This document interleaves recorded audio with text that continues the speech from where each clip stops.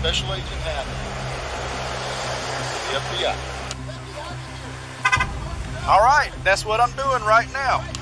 They just called back. Sheriff is in the Call 911. Call, I need a medical attention right now. Unlock me. Une affaire inhabituelle impliquant un policier américain et un agent du FBI. Un second niveau de cette affaire réside dans une rumeur virale mais erronée. Selon certains, un policier aurait arrêté un agent fédéral afro-américain. L'incident a eu lieu dans l'après-midi du 20 décembre 2019 dans le comté de Franklin, en Floride. Le policier Gordon s'est rendu sur un parking en bord de route. Auparavant, un homme affirmant être un agent fédéral, celui même qui attendait dans la voiture, avait contacté Gordon pour lui donner rendez-vous à cet endroit. Comme le veut le protocole, l'officier Gordon a immédiatement activé sa bodycam, caméra piéton, dès son arrivée. You run your body cam? I am now, because I don't know how legit you are at the moment. It's okay. Special Agent Hammond, the FBI. Okay. Got that on body cam? I do, but I don't understand what the problem is with you meet me at the office. I'll talk to the U.S. Attorney's Office about it. You can cut off the recording device now. Okay, well, I will when I leave the area, sir. À ce stade, on peut légitimement se demander pourquoi un agent fédéral aurait demandé à un policier d'éteindre sa caméra piéton, bodycam. En réalité, l'homme en question, un agent nommé Hatton, était en pleine enquête sur une affaire de corruption présumée au sein du département de police du comté de Franklin. L'affaire impliquait une femme d'affaires influente dans l'immobilier local, Marilyn Bean. Cette dernière aurait fait appel à la police pour régler à son avantage un banal accident de la route. Dans le cadre de cette enquête discrète, l'agent Hatton avait demandé à rencontrer Gordon en toute discrétion sur un parking aléatoire afin de lui poser quelques questions sensibles. Mais le policier Gordon n'a pas apprécié le fait que ce prétendu agent l'ait contacté directement sur son téléphone personnel sans passer par les canaux officiels. Même après que l'homme lui ait montré une carte d'identification fédérale, Gordon restait sceptique quant à son authenticité. Il a donc décidé d'appeler son supérieur pour confirmer l'identité de son interlocuteur. Hey, TJ, this guy is telling me to turn my body camera off and telling me he's going to contact other people to get involved with this. Let me get his tag number real quick. It's going to be LKST57. This is easy to come by. It just advises Advanced Wiring Company. Do you work for a wiring company? It's a covert vehicle, sir. Okay. Selon l'agent fédéral, la plaque d'immatriculation du véhicule qu'il conduisait avait été modifiée intentionnellement pour dissimuler sa véritable identité. La lutte contre la corruption au sein des institutions publiques fait partie des missions prioritaires du FBI. Étant donné que les systèmes de la police locale sont capables d'identifier rapidement les plaques d'immatriculation, le FBI évite, dans le cadre d'opérations sensibles, d'utiliser des véhicules immatriculés officiellement au nom du Bureau fédéral d'enquête. I do feel like I'm being detained. Am I being detained? Am I being detained? You're the one who called me here, sir. How did you get my phone number? I can't give you that information. I ain't saying he can't tell me how he got my information. L'officier Gordon pose à nouveau des questions. Il fait remarquer que si un agent du FBI enquête vraiment sur vous, il ne se contentera pas de connaître votre adresse, votre numéro de téléphone et votre emploi. Il saura même ce que vous mangez aux 3 repas chaque jour. Et parfois, plaisante-t-il, il saura jusqu'à la couleur de vos sous-vêtements du jour. Après tout, même l'ancienne chancelière allemande Angela Merkel avait demandé à la NSA de cesser d'écouter ses appels téléphoniques. Devant la tournure de l'échange, l'agent Hatton contacte son agence pour demander de l'assistance. Cependant, il ne peut pas divulguer le but réel de cette rencontre confidentielle au supérieur du policier. Well, you can't call anybody in the PD because the PD is just here backing this guy up. It's Franklin County that's holding him. So you have to call the sheriff to let him know that his deputies have him stopped here and are holding me. He's going to ask why. You're not going to be able to tell him. Malgré cela, et après plusieurs échanges, la police décide d'interpeller l'agent fédéral. Les policiers justifient de leur décision par des motifs flous, tout en refusant de vérifier l'authenticité des papiers fournis par l'agent. Hey, you are detained at this time, sir. Hey, I don't think this guy's legit, man. I'm not cuffing you. But you're being very uncooperative with me. You asked me to come up here. You called my personal cell phone number. You can't tell me how you got it. Your vehicle's coming back to a wiring company, not the It's FBI. a covert vehicle. Okay. You Dude, get would mad you at like to see some registration? you get mad at me because I turned my body camera on, Would you like to see some registration? and you know a lot of stuff about me. Would you like to see the registration, sir? I don't really want anything from you at this point. My supervisor's on the way. Excellent. En attendant l'arrivée de son supérieur hiérarchique, l'agent fédéral présente une nouvelle fois son badge et ses papiers d'identité. Mais l'officier de police refuse toujours d'y croire. Ce n'est qu'à l'arrivée sur place des détectives et du superviseur que la situation prend un tournant inattendu. Pour une raison encore floue, lors de la vérification du permis de conduire de l'agent fédéral, l'un des officiers affirme soudainement que le nom de l'agent Hatton figure sur une liste de surveillance antiterroriste, ce qui justifie, selon eux, son arrestation immédiate.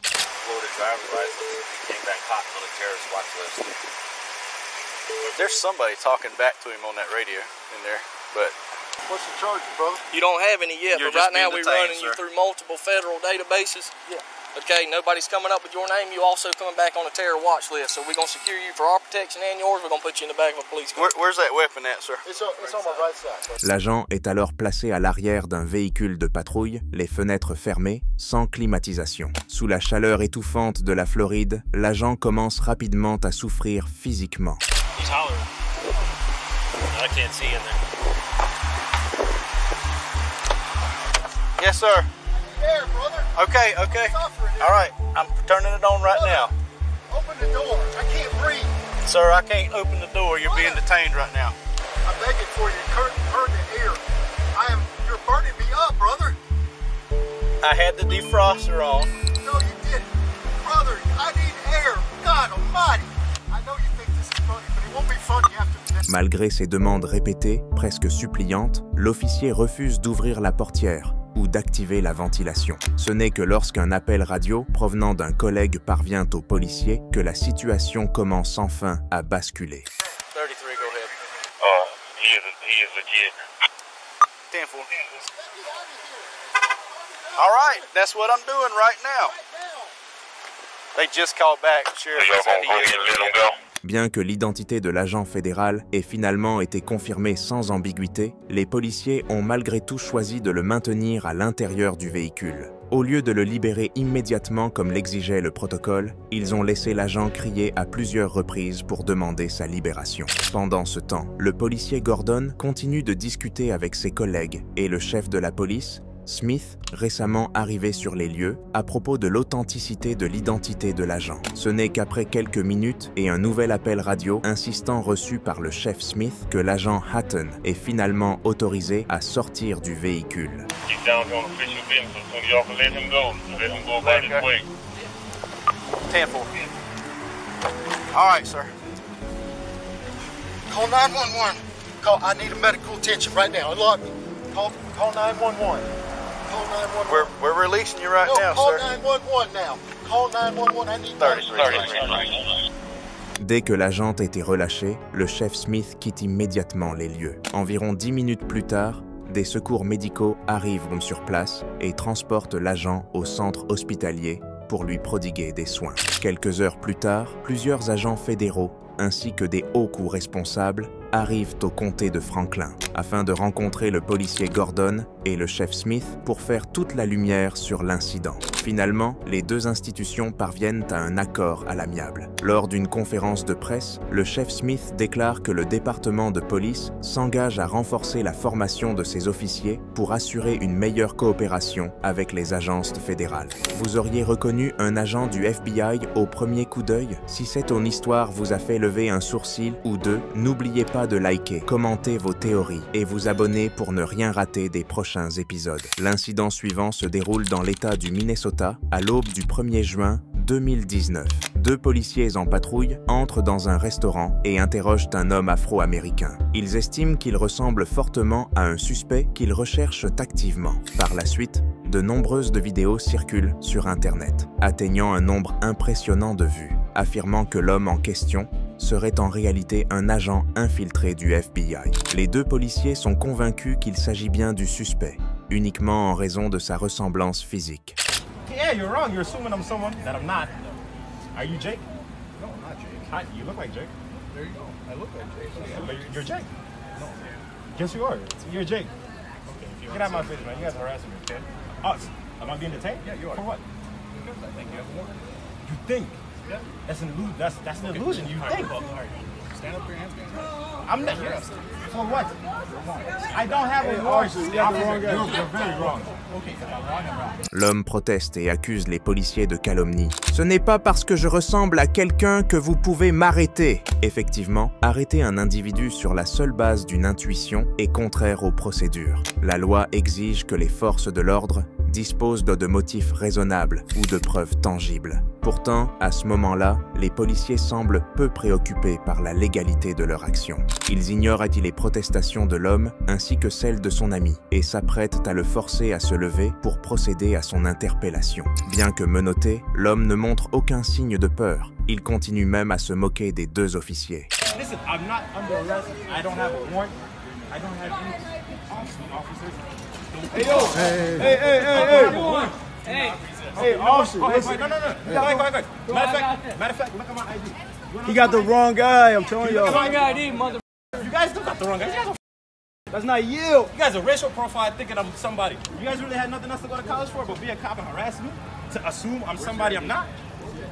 My ID's in my back pocket. De leur côté, les policiers Cody restent convaincus qu'ils tiennent leur fugitif. Mais à la demande de l'homme, ils acceptent finalement de vérifier ses papiers d'identité. Et la situation est sur le point de basculer radicalement. Ensuite, à la demande de l'homme, les policiers procèdent à la vérification de son identité. Et ce qui va suivre va complètement renverser la situation. Watch how funny this is. Oh, what does that say? What does that say? Oh! Wrong guy. Oh! Wrong guy. Oh my God! No, get the fuck off me, dude! Get off me, dude! Bro, you fucked up. Matter of fact, I need our cards. I need your supervisor over here. Call your supervisor. Call your supervisor. Call your supervisor over here. You guys are the stupidest motherfuckers I ever met in my life. La lutte contre la corruption au sein des institutions publiques fait partie des missions prioritaires du FBI. Étant donné que les systèmes de la police locale sont capables d'identifier rapidement les plaques d'immatriculation, le FBI évite, dans le cadre d'opérations sensibles, d'utiliser des véhicules immatriculés officiellement au nom du Bureau fédéral d'enquête.